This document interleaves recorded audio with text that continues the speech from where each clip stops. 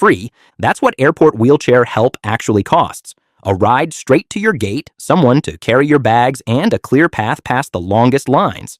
Not a favor, and not for the seriously disabled only. It's a service the law guarantees to anyone over 60 who simply asks, and almost nobody does. Now, before you say you don't need a wheelchair, stay with me, because this is for anyone whose knees ache on a long terminal or who's ever had to sprint for a connection they were scared to miss. Today, all 10 things airlines never advertise, plus the exact words to unlock each one. Number 3 is the trap that strands people the moment they land. And number 1 is the reason most seniors never ask, and it's the one costing them the most.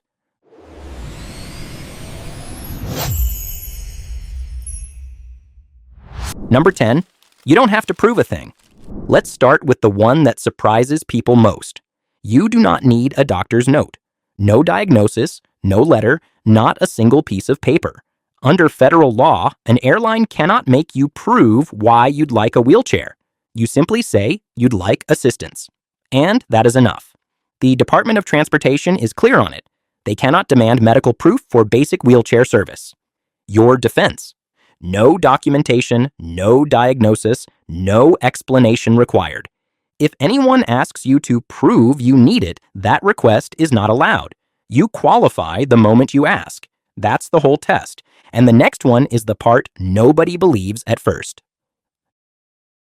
Number 9, it's completely free by law. Here's what makes people stop and stare. This service is free, not discounted, free.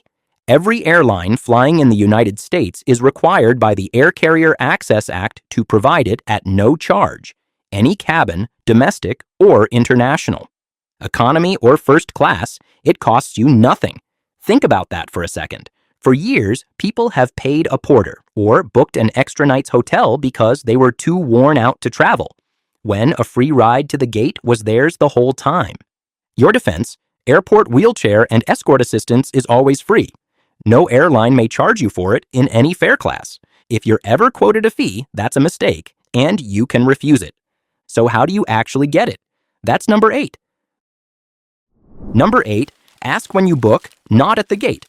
Most people wait until they're standing in the airport, and that's the slip.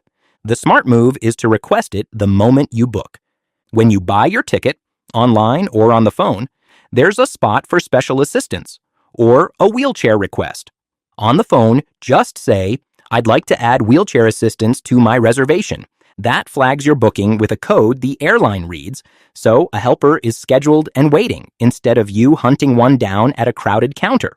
Already booked? Call and add it. It takes 2 minutes.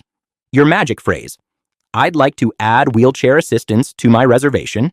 Request it at booking, then confirm it again a couple days before you fly. Booked ahead means someone is expecting you. No scrambling. And the next one gives you the help without the part that stops so many people. Number 7, you don't even have to sit in the chair. Here's the one that lifts a weight off people's shoulders. You can get help without riding in a wheelchair at all. It's called Meet and Assist. An airline agent meets you, carries your bags, and walks with you through security and to your gate at your pace. If your legs are fine, but the distance is the enemy, this is for you. And if you'd rather ride for the long stretches and walk the short ones, you're allowed to do both. Nobody is going to question it. Your defense. Ask for Meet and Assist if you want an escort, but not the chair. You may walk part of the way and ride the rest. Your call. The help bends to fit you. You don't have to fit the help. Number 6 is the sentence that turns all of this on. Number 6, the magic words for gate to gate. When you arrive, it all comes down to a few words at the counter. Say this, "I have wheelchair assistance on my reservation, and I'd like help to my gate." That one sentence starts the whole chain. A helper, a smoother path through security, and priority through the line. Ask for it gate to gate, and the help doesn't stop at security. It carries you all the way to your seat, and it can be there again when you land. And about tipping, it is never required and never expected by law.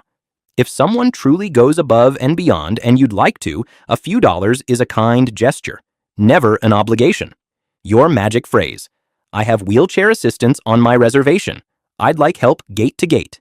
Say gate to gate so the help doesn't quit at security. A tip is optional and appreciated, never mandatory. Quick pause, because the next half is where most people go wrong. Quick gut check.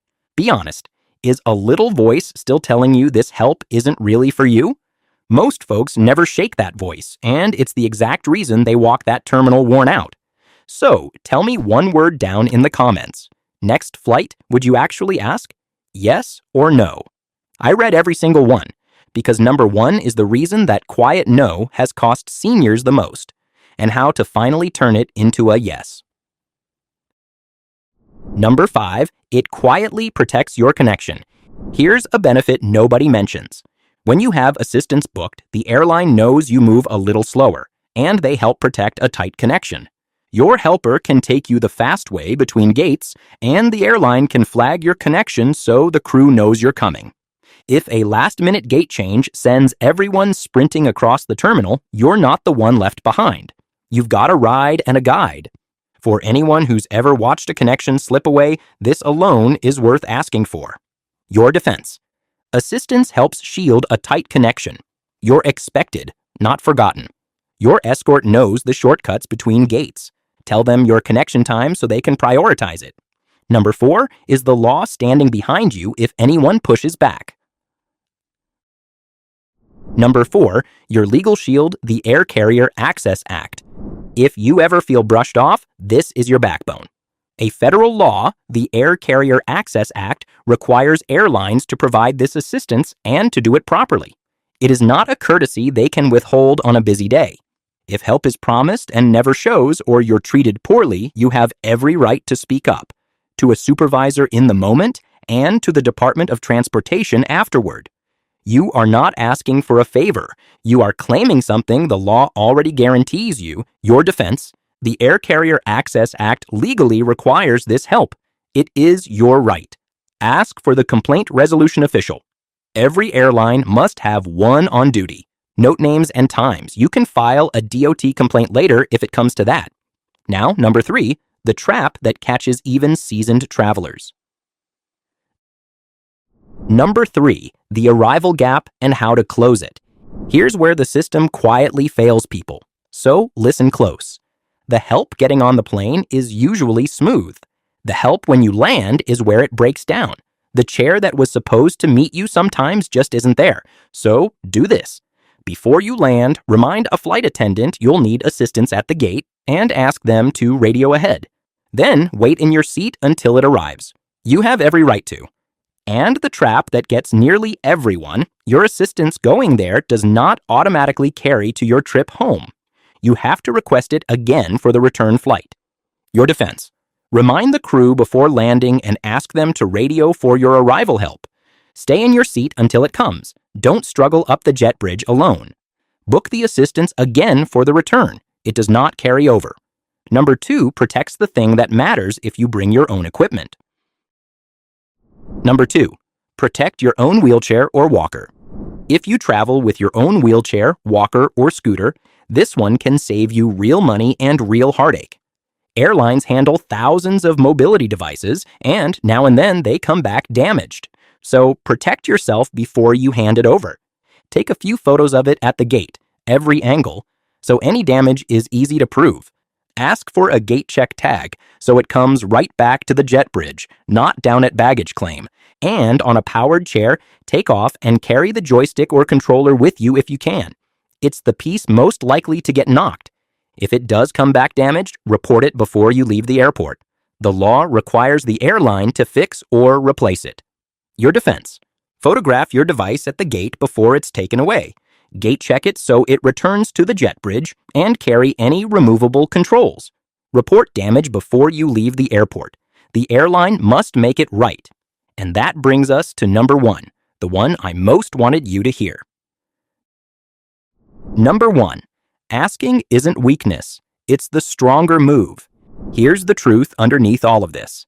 The only thing standing between most people and an easier, safer trip is the fear of looking weak. I've seen it again and again. Someone pushing through gray and shaking because in their mind, asking for a wheelchair means giving something up. It doesn't. It means you'd rather arrive rested and safe than prove a point nobody is keeping score of.